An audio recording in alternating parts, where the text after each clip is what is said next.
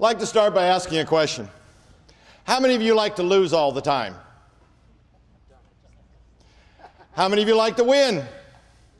Now, I like to win so much when you play those games that have the little hourglass. If you're not looking at me, I'm going tap, tap, tap, tap to make that sand fall a little bit faster. Because I like to win.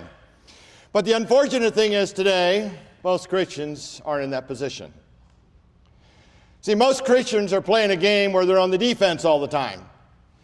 See, if you play a game, all you have is defense and you have no offense, what's the best you can ever hope to do? Tie, and most of the time you're going to lose. So what we want to do here today is a little apologetics. I want to show you the 3 parts to apologetics. One part we're very familiar with, knowing how to answer questions, knowing how to answer the challenges. A second part of apologetics is knowing how to ask the right questions. And the third part for Christian apologetics is how to take that discussion back to the power of the gospel of Jesus Christ where it should be. So we're going to do a little bit of that. Strategic evangelism, or 4 power questions to ask an evolutionist. 4 power questions.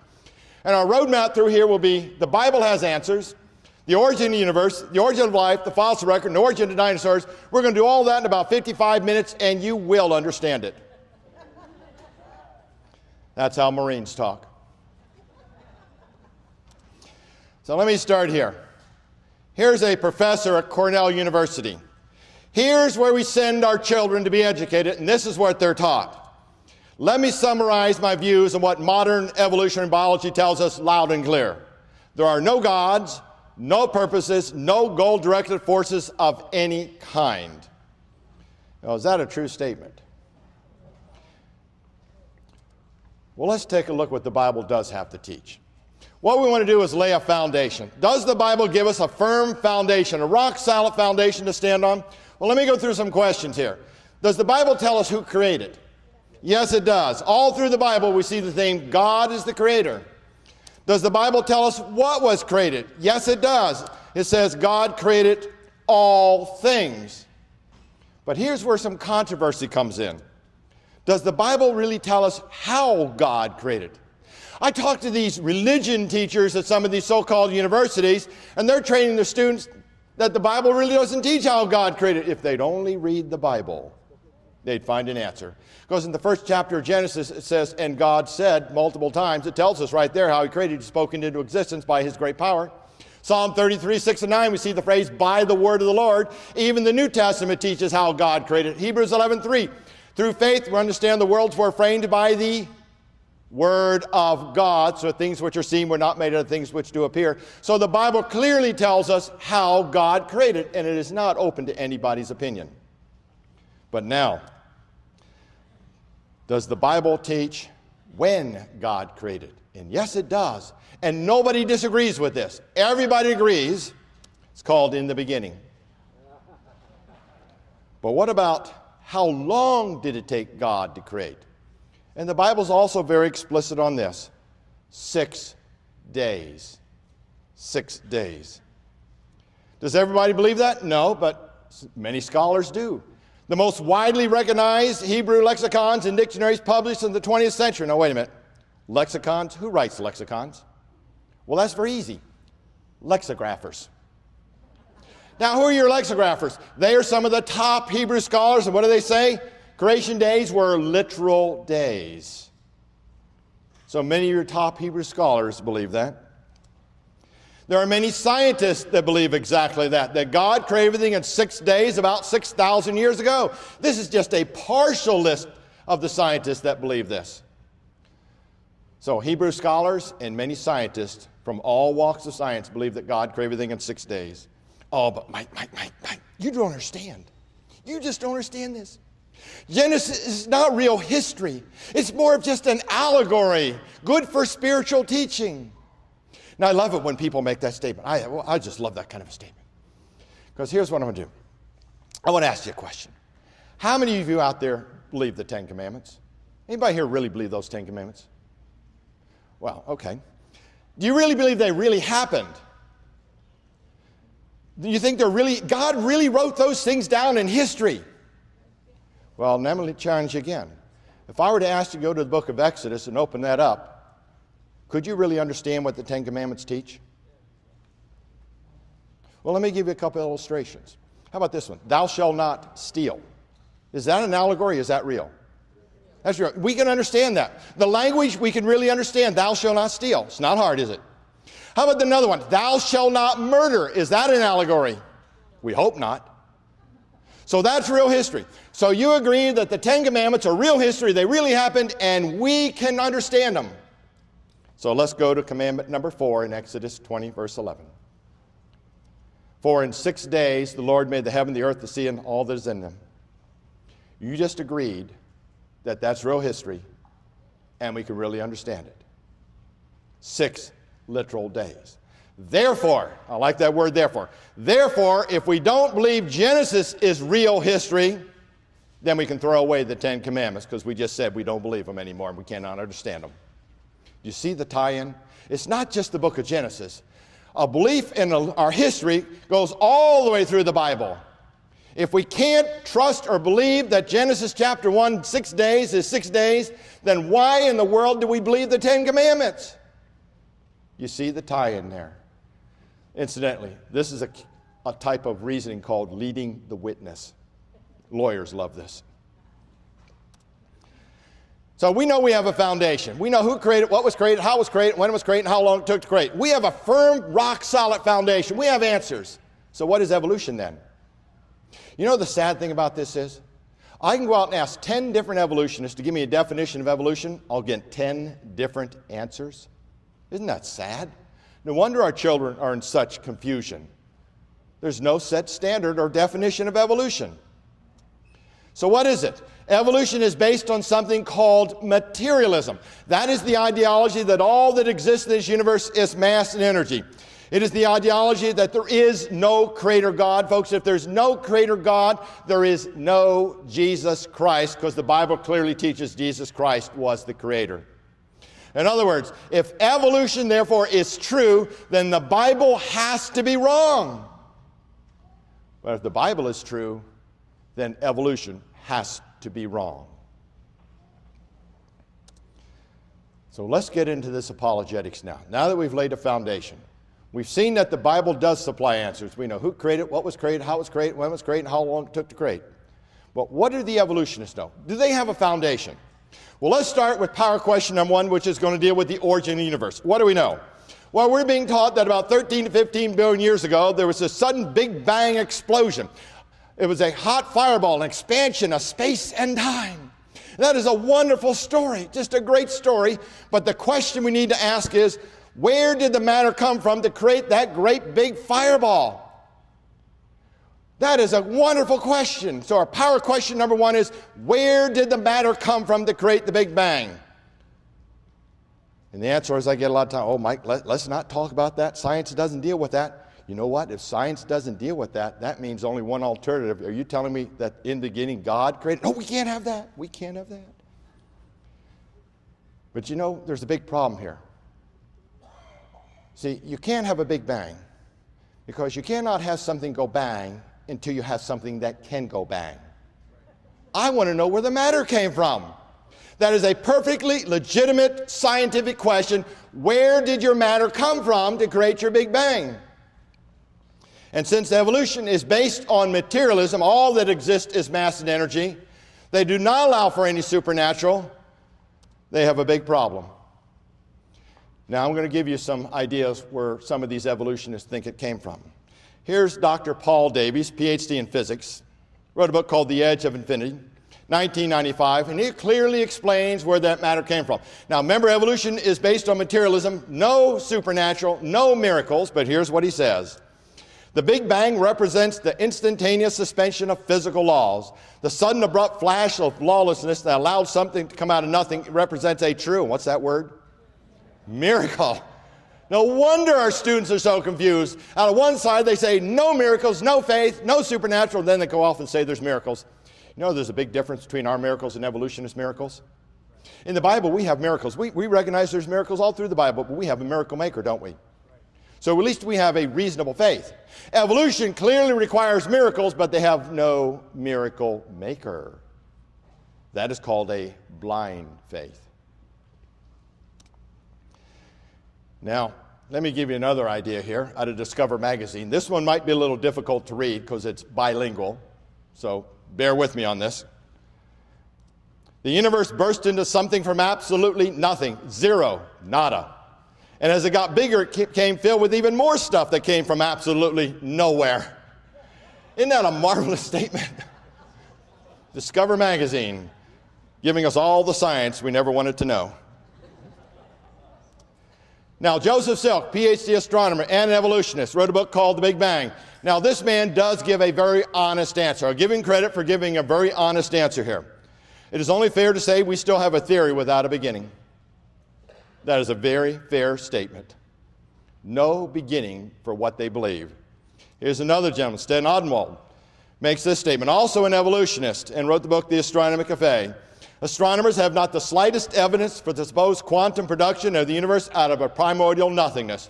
No clue for where the whole idea comes from. But I'm going to tell you how it happened. Now, you all look like you like physics out there. You know why you like physics? Because physics is fun. How many like, I know, physics is fun, isn't it? Physics is fun. But you look like you're a little more advanced now. So we're not going to stop at physics here. We're going to go into a little quantum physics. You look like you're ready for this. Quantum physics. Because I'm going to need quantum physics to explain how that matter got here. Now, this does get a little technical. If I get too technical, stop me and I'll repeat. If I get a little bit going too fast, stop me and I'll repeat. So here's how I got here based on quantum physics. There was nothing, then there was something. Did I go too fast for anybody? Did I get a little too technical? But they give that a name sometimes, and it's called a quantum fluctuation. That is another name for magic. Folks, from nothing, nothing comes. Oh, but Mike, wait a minute. You're trying to get me on this where the matter came from. Why don't you tell me where God came from? You know the sad part about this is? That's where most Christians crumble right there. They cannot give a good explanation for where God came from. Let's tackle this problem. First of all, if you're a Christian, we can go to the Bible. And it says, and God said unto Moses, I am that I am. And we also see in Revelation, I am Alpha and Omega, the beginning and the end, the first and the last. In other words, the Bible teaches very clearly God is a self-eternal being. He has no beginning, no end. That's what the Bible teaches. Well, many evolutionists don't believe that.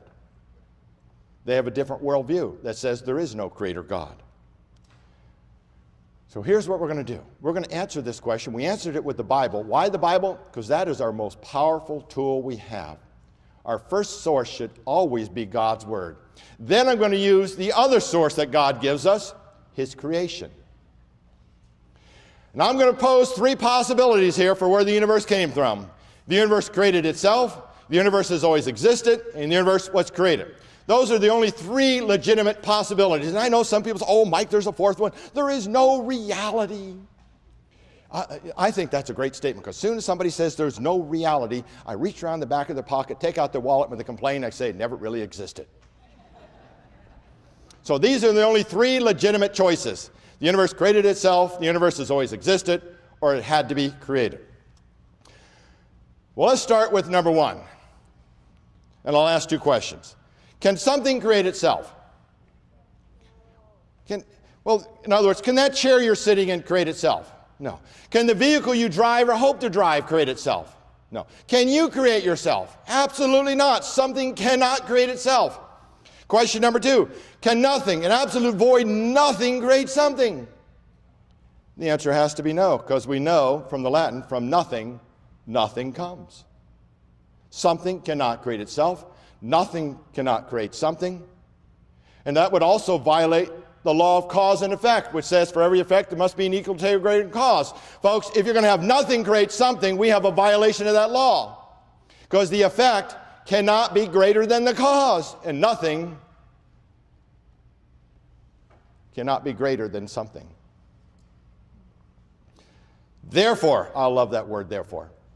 Therefore, we can conclude, based on the laws of science, the universe could not have created itself. The laws of science and logic clearly teach the universe could not have created itself. That leaves us only two options now. The universe has always existed, it is eternal, or there had to be a creator. These are the only two options we have now. So let's examine the universe has always existed. And we're going to go to one of the laws of science called the second law of thermodynamics. Now, the second law of thermodynamics, I'm trying to say that slow now, because if you haven't noticed, I do have a speech impediment. I do not breathe when I talk. It basically teaches that the whole universe as a whole is losing its available energy for doing usable work. In other words, the usable energy in this universe is wearing down.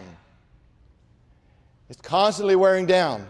In small pockets, we might borrow a little energy from here to supply over here, but the universe as a whole is losing its energy, losing its heat energy. In other words, molecules as a whole are slowing down.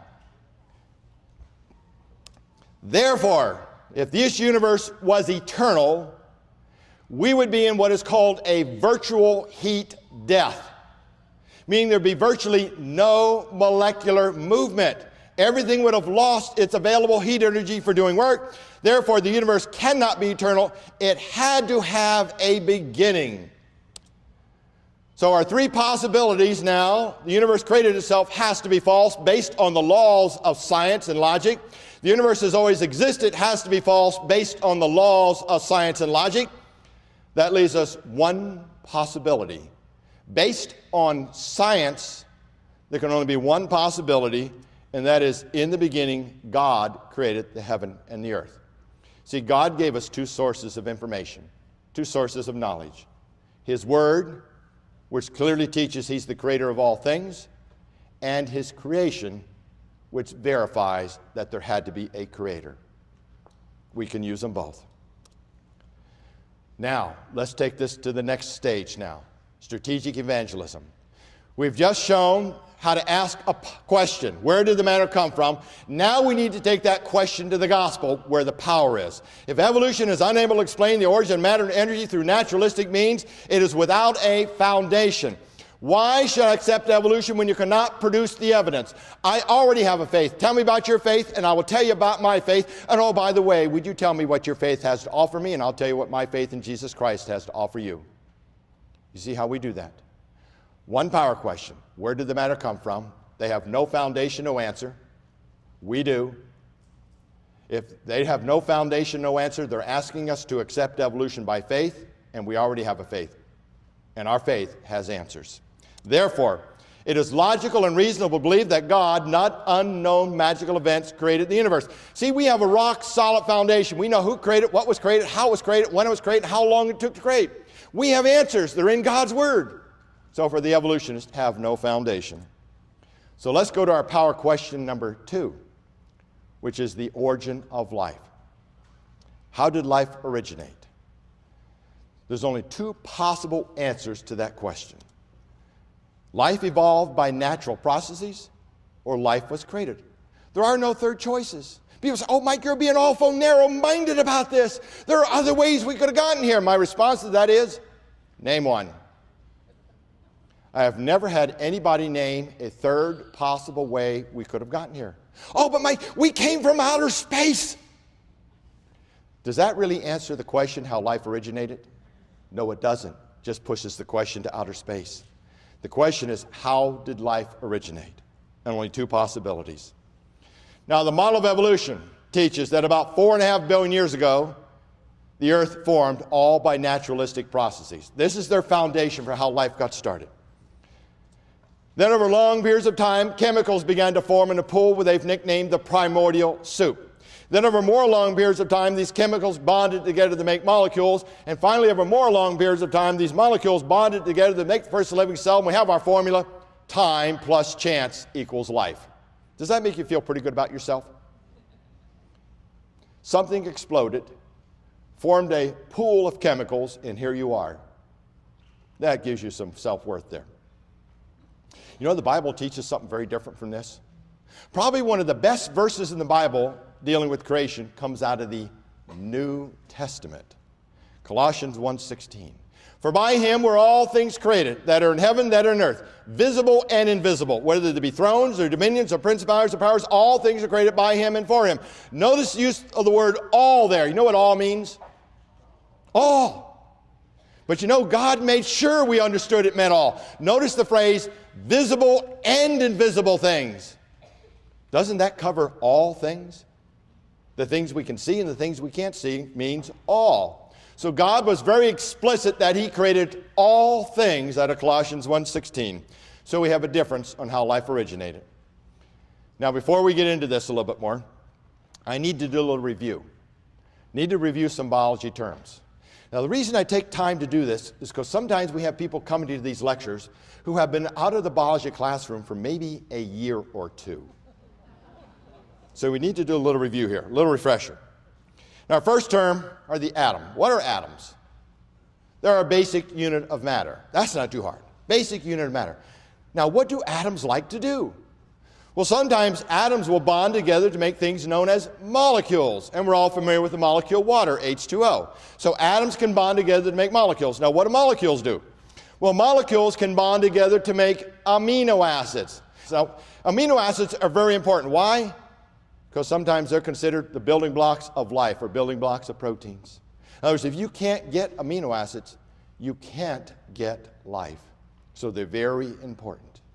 And then finally, what will amino acids do? Well, sometimes they will bond together to make proteins. So atoms can make molecules. Molecules can bond together to make amino acids, and amino acids can bond together to make proteins. Doesn't that make biology really simple now? See how easy biology really is? Well, there's a little more than that, but that's all we need to get through this section. Now, this picture I'm showing up here is in just about every biology textbook in this country. It's called the Miller experiment. In the 1950s, Miller set out to create the building blocks of life. Now, notice I didn't say life. His objective was not to create life, but to create the building blocks of life. So Miller built this spark chamber in his laboratory. In there, he tried to simulate the Earth's atmosphere of billions of years ago. So he put gases in there such as methane, ammonia, and he left oxygen out. Then he generated electrical sparks in there to drive the chemical reactions. Then it goes on to state that Miller got amino acids. And that is a fact. Miller did get amino acids. So what they're teaching is, why do we need a creator God when we can do it ourselves? That's the teaching our students get in many schools today. But to coin somebody else's phrases here, let's look at the rest of the story. Let's look at those pieces and do a little critical thinking. Number one, why did Miller use the gases he did? And question number two, what type of amino acids did Miller get? They don't tell us that. Did he get the right kind for life, or did he get something else? Now, we could go on and do other questions about this, but all we're going to need is two here. So let's start with the oxygen in life. Miller left oxygen out of his experiment. Why did he do that? Well, he had to. See, he knew, based on empirical science, observable and repeatable science, that in the presence of oxygen, life cannot start. See, oxygen is necessary for life to sustain life, but it is detrimental to the origin of life. It just destroys the molecular bonds. So Miller left oxygen out. But what does the scientific evidence tell us about this Earth? It says the only trend in the recent literature is the suggestion of far more oxygen in the early atmosphere than anyone imagined. In other words, the scientific evidence overwhelmingly concurs that this planet has always had freestanding oxygen in the atmosphere. So the evidence by our textbook authors is being ignored. So let's do that also. Let's play the game, and we will ignore the scientific evidence. So if we take all the oxygen out of the atmosphere, we also take something very important away. Anybody know what that happens to be? It begins with an O. The ozone, made out of oxygen, O3. You know what happens when we take that ozone away? We all become instant crispy critters. Because the ultraviolet rays of that sun will just come down and fry all life. So what we know based on observable and repeatable science is that life cannot start with the presence of oxygen, and it cannot start without oxygen. Isn't that good news? Starting to look like we might need a creator here. Wow. But we do have to address this other issue. Miller did get amino acids. So we have to address that. But there's something interesting about these amino acids. First of all, there's about 2,000 different types of amino acids out there, but only 20 are used in life. That means life is very selective. You get one of these wrong amino acids, and you could be in big trouble. Now, these amino acids come in two shapes. Just like we have a left hand, we have a right hand. Well, left and right hand are about the same, aren't they? 4 fingers and a thumb. But are they really the same? Not quite. Notice what happens when I put one hand behind the other. Notice the thumb and the fingers are on the opposite side. So they're not quite the same. So your left and right hand are what you call mirror images of each other. Now, why is this important?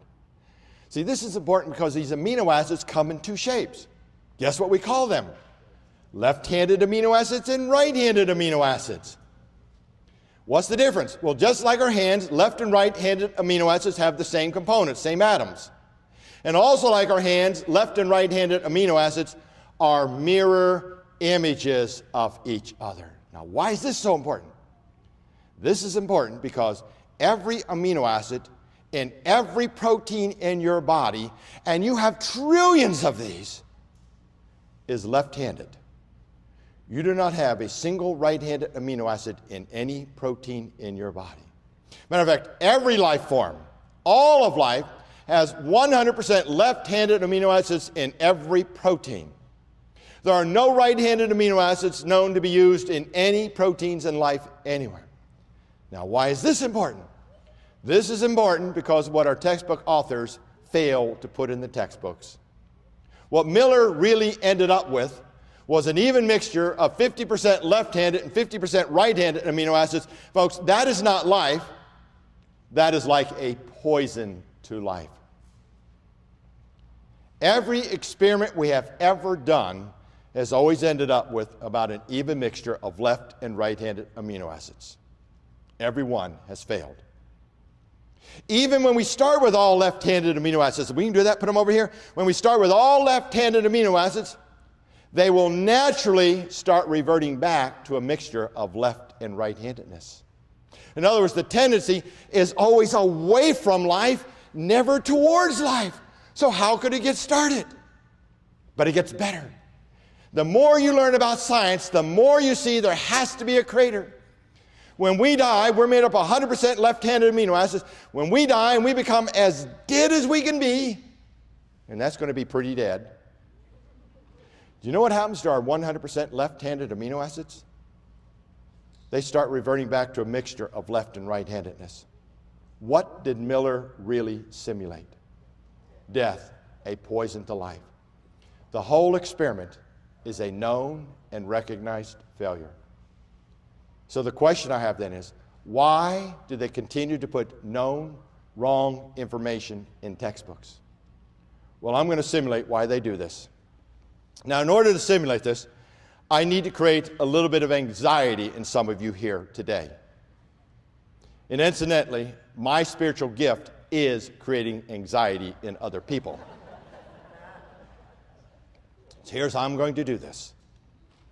I'm going to give you a math problem. That's enough for some of you right there. Now I'm going to give you this math problem and you all must have an answer. Why? Because I'm going to call on you. Notice I slow this part of the talk down because I really enjoy this. Matter of fact, I'm going to call on you even if you aren't looking at me. So let me give you this math problem. And before you try and answer, let me qualify with the answers you can have. So here's your problem. How much is 3 plus 1? And you cannot use the number 4 because I don't like the way it looks. It's a little bit too religious for me, and we're talking science here. Now, I would not even accept 3.999 repeating because I want an exact number. I don't want to see any fingers. Keep your shoes on. Don't want to see any toes. I don't want it spelled out. I don't want any formulas like 10 minus 6 or 2 squared. If you're multilingual, I want your answer in English. No Roman numerals. And if you're a computer person, I want your answer in base 10. You give me one of these wrong religious answers, you will be up here doing push-ups until I get tired. So before I start calling anybody volunteer, how much is 3 plus 1? We have an answer right back there. That is a formula. I hope you can do a lot of push-ups because I don't get tired very easy. Well, let me do this military way. I'm going to do this military way. Sir, you moved. You volunteered. And you were going to say 7, weren't you? That is correct. 7 is a correct answer. Thank you very, very much. Oh, I'm looking. Oh, thank you for volunteering right there. I saw you move. That's a volunteer. And you were going to say what, 13? That is correct. We have 7 and 13 are correct answers. Oh, right over here. We have a volunteer. Thank you very much. And you were thinking 6, weren't you? And that is correct also. Oh, wait a minute. How can all these answers like 7 and 13 and 6 be correct to a simple little problem like 3 plus 1? Here's your answer. See, if you rule the truth out, if you cannot accept the truth, you have to accept anything in its place. And that is what evolution is. They have ruled out the truth of a creator God and must put anything in its place. Even to the point today of teaching our students that 3 plus 1 can equal 7. That is the exact kind of teaching they're doing when they teach the Miller experiment succeeded when it is known to be wrong. What we are observing today out of our universities and high schools is our students are coming out of those schools repeating the same mistakes we did 30 years ago because we're unwilling to teach all the scientific evidence. Oh, but Mike, I got a counter argument. Just give it enough time and it will happen. I have 2 questions about that statement. Number 1, is that a valid statement? Is that even a scientific statement? And the answer is no to both. Has nothing to do with science. Because here's what that statement, given enough time will happen, here's what it really says. We don't know how it happened, but given enough time, we have faith it will. It is a faith statement which should not be allowed in our science classrooms. I'd like to take you to a little mathematics. Now that you have a firm understanding of quantum physics, I'd like to take you to some higher mathematics now called the laws of probability. Law of large numbers, 10 to the minus 50th power. Now, I know a lot of people don't like to work in fractions, so what I'm going to do here to make it easier, just drop the minus sign. We'll call it 10 to the 50th power. The problem will work the same here. 10 to the 50th power. That is a very big number. Very big number. 1 followed by 50 zeros. If the chances of an event to occur are greater than this number, that event will never happen. Oh, but Mike, probabilities deal with small numbers and they never get to be absolutely 0, and I know that. But to assume this could still happen, an event greater than that probability, is a faith statement because nobody has ever, get this word, observed that to occur. So it's strictly a faith statement. Let's take a look at that probability. The mathematicians and scientists get together and they calculate the probability of a single protein coming by random chance. Just a single protein. And cells have thousands of these, and we're not even close to life yet. They calculate that probability not 10 to the 50th, but 10 to the 191st power. Just to get a single protein is beyond the laws of probability. But it gets better. It just keeps on getting better. What do the scientists calculate is the probability of a cell occurring by random chance. Now we're finally at life, and they calculate that probability at 10 to the 40,000th power. Now, if we've really proven anything, what we have just proven is Romans 1:19 and 20. That God has given us all the evidence and no one has an excuse for not believing in a creator. In other words, in everybody's heart of hearts, they know there is a creator. It's just that some people willfully choose to reject that. Romans 1:19 and 20. All the science confirms that. Now let's see what some of the scientists have to say. Here's John Joe McFadden, professor of molecular biology and quantum physics. This man is an evolutionist, and he wrote a book called Quantum Evolution. I went through his entire book, and here's his conclusion. The simplest living cell could not have arisen by chance. Here's a man who makes that statement, but yet he continues to believe in evolution. Why? Because he has willfully rejected the Creator God. Here's another gentleman, Franklin M. Harrell, professor of biochemistry and molecular biology at Colorado State University, wrote a book called The Way of the Cell. Went through his book, and here's what he has to say. The origin of life is also a stubborn problem with no solution in sight. Here's another man who says we don't know how life could start, but yet he continues to have faith in. Why? Because he has willfully rejected a creator God. Romans 1:19 and 20. That's the science. We've had two power questions. Where do we take this question? If evolution is unable to explain the origin of life through naturalistic means without a foundation, why should I accept evolution when you cannot produce the evidence? I already have a faith. Tell me about your faith and I'll tell you about my faith. And oh, by the way, would you tell me what your faith has to offer me and I'll tell you what my faith in Jesus Christ has to offer you. We just took it back to the gospel. Two power questions. Where did the matter come from? How did life originate? Therefore, it is logical and reasonable to believe that God, not unknown events, created life. You see, evolution does not have a foundation. We do. We have a rock-solid foundation. We know who created, what was created, how it was created, when it was created, and how long it took to create. So now let's go to the third power question, which is going to deal with the fossil record. Oh, Mike. We don't have enough time. I look at my watch. We don't have enough time to do this fossil record. There's books this thick on the fossil record. And I know that. But I'm going to show you how to do the entire fossil record in 6 minutes. See, it's all about apologetics, learning how to ask the right question. The fossil record. Here's our typical scenario we see out there. This geologic column with all these creatures from the least complex moving up and up and up to the more complex as we move up that column. Well, that's all nice, but you don't have to go all through that geologic column. All you got to do is go down to the foundation. See, that's what we're talking about here, is foundations, the right questions to ask to get at the foundation. All you need to do is go down to the Precambrian and Cambrian time periods. So what I want to do now is put this chart up here. I want to look at this. Now I've got this chart on the vertical. I have the time. On the bottom, going horizontal, I have something called morphology. Here's one of those words, scientific words, morphology. Question. Anybody here have morphology? Raise your hand if you think you have morphology here. Just a couple of you. You people want to move away from them? Morphology. Well, give you an idea. If you don't have morphology, you are a blob.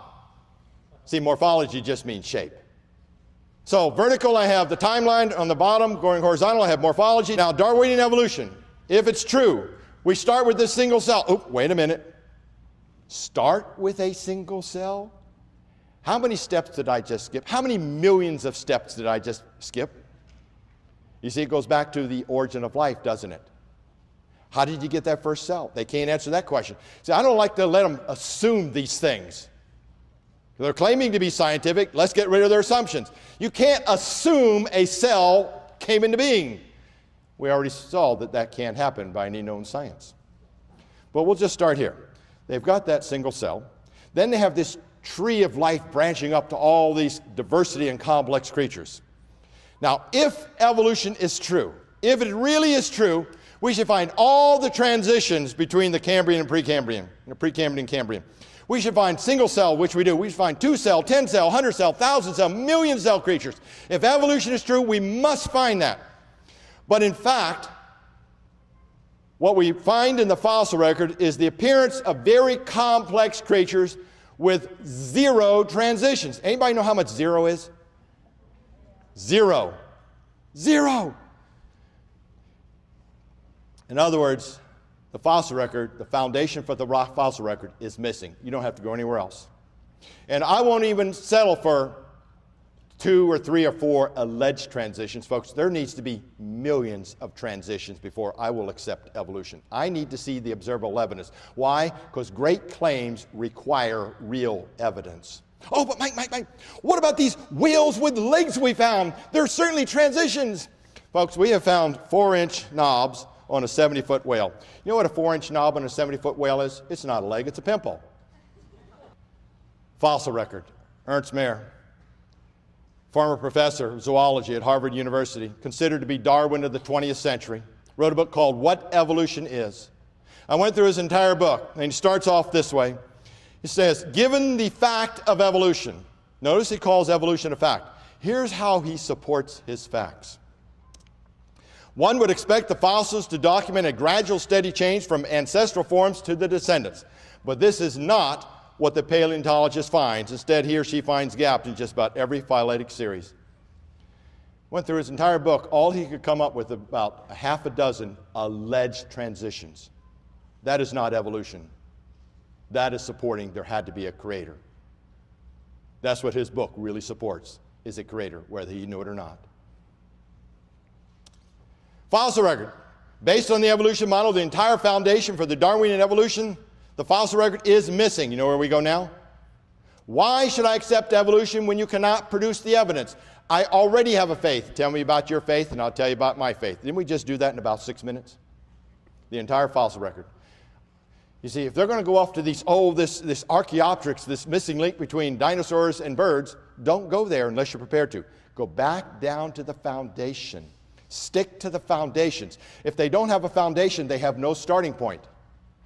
See, we have 3 foundational questions so far. Where did the matter come from? How did life originate? Where are the millions of transitions between the Precambrian and Cambrian? So therefore, it is logical and reasonable to believe that God, not unknown events, created all life after his kind. See, we have a logical and reasonable faith. It is not a blind faith to believe in the Bible. We have a rock-solid foundation. We have answers. So far, the evolutionists have no starting point for what they believe. So let's go to the last one now. Dinosaurs. Dinosaurs. It's all about asking the right question. See, the common question is, what happened to the dinosaurs? That's a common question. Okay, it's a good question, but it's the common question. You see, the more important question to be asking about dinosaurs is, where did they come from? Why is that an important question? Well, I've been to museums all over this world. You know what I see in the museums? Dinosaurs. I open up all these books. What do I see? Pictures of dinosaurs. What am I not seeing? All the thousands or millions of transitions that led up to the dinosaurs. Why are these transitions not in the museums? How about a thought here? Just a thought. They never existed. If those transitions were readily available, I believe they would be in the museums, but we don't see them. See, the standard story is dinosaurs evolved about 220 million years ago and died out long before man evolved. Folks, great claims require real evidence. Where are the bones of all these transitions? We don't find them. The Illustrated Encyclopedia of Dinosaurs makes this statement. The question of the origin of dinosaurs is one that has puzzled paleontologists for many years. Wouldn't it be nice to see that statement in a textbook? Wow, that's an honest statement. How about this one? The Natural History Museum Book of Dinosaurs. Where did dinosaurs come from? That apparently simple question has been the subject of intense debate among scientists for over 150 years.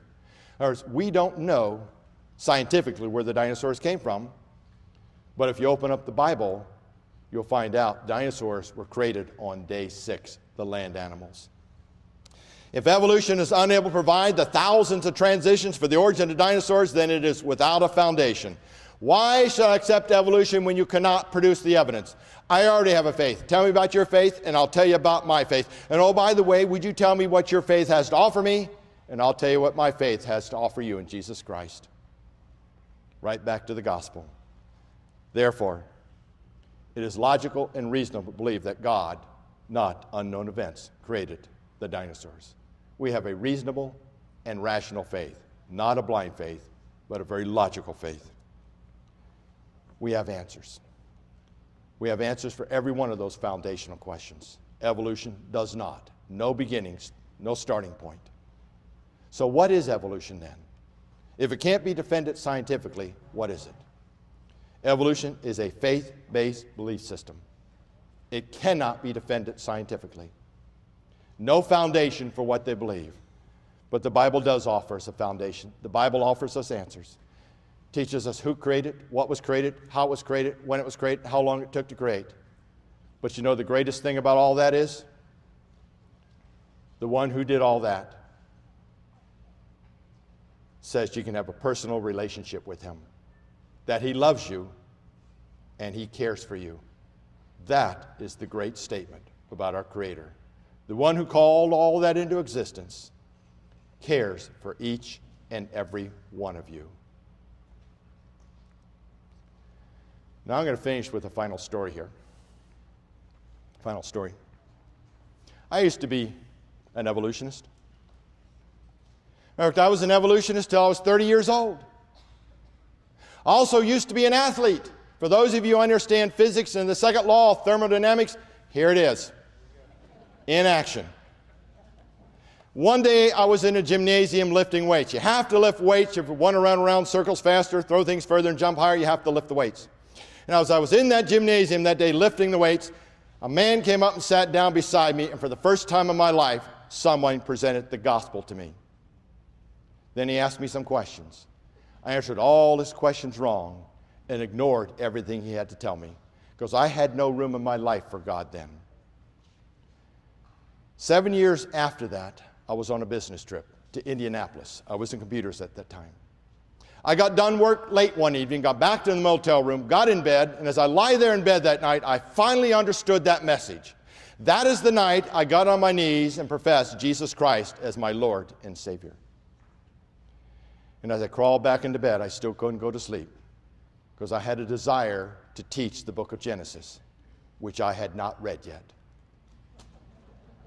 So I reached into the drawer in that motel room and pulled out the Bible and began reading the book of Genesis. And as I read, I instantly knew if I couldn't trust that first chapter, I was not going to bother reading any other part of the Bible because I couldn't trust it. Or some, not all, but some of what I was taught at universities was not true. So I had the opportunity to travel all over this country, and I talked to these professors, and I asked the scientists the questions, the foundational questions. I soon found a pattern to their answers. They had a lot of wonderful stories, but not one of them could answer the questions. So I decided, why should I believe in evolution when all these learned men could not provide answers for me? But when I turned to God's Word, I found answers. I found hope. So I became a creationist. I did not compromise His Word. Several years ago, my wife and I, Leslie, were on a 6-week speaking tour throughout the Southeast. 6 weeks we were on the road speaking about creation evolution. We stopped in one place in Jacksonville, Florida. And when we got there, we were staying with a pastor that night. And after we got there, I sat across from this pastor. And we began talking about the Bible. We talked about creation evolution. Then we started talking about some other things we had done. And we found out we had both been in the Marine Corps at the same time. And once you find out you've been in the Corps, it kind of gives you an instant bond. So we began to reminisce. Thank you very much for that. We began to reminisce what we had done in the Corps. And we found out we had both been stationed at Quantico, Virginia, a large Marine Corps training base. So we reminisced what we had done there, the people we knew. And we continued to talk and talk. Then we found out we had both been stationed at Yuma, Arizona at the same time, a small Marine Corps air and missile base. So we reminisced about that and talked and talked. And all of a sudden, he sat back in his chair, stopped talking, and he looked right at me. And then he said this, I remember you. Do you remember me? 27 years ago in a gymnasium, I gave you the gospel presentation. Same man. See, God brought us back together again because that man did what he was supposed to do and what each and every one of us here is commanded to do. And that is go out and give the truth. Don't worry about changing anybody's lives because we can't do that. That's the Holy Spirit's job. Doesn't that make it easier? Just go out and give the truth. It took me 7 years to understand it, so don't worry about time. But you know, you can't give that truth. You can't bring down those strongholds if you don't know the truth. Simply hearing apologetics does not make you an apologist. You must go out and practice the apologetics. We need to make sure we know how to do it so the next generation knows how to do it. God bless you.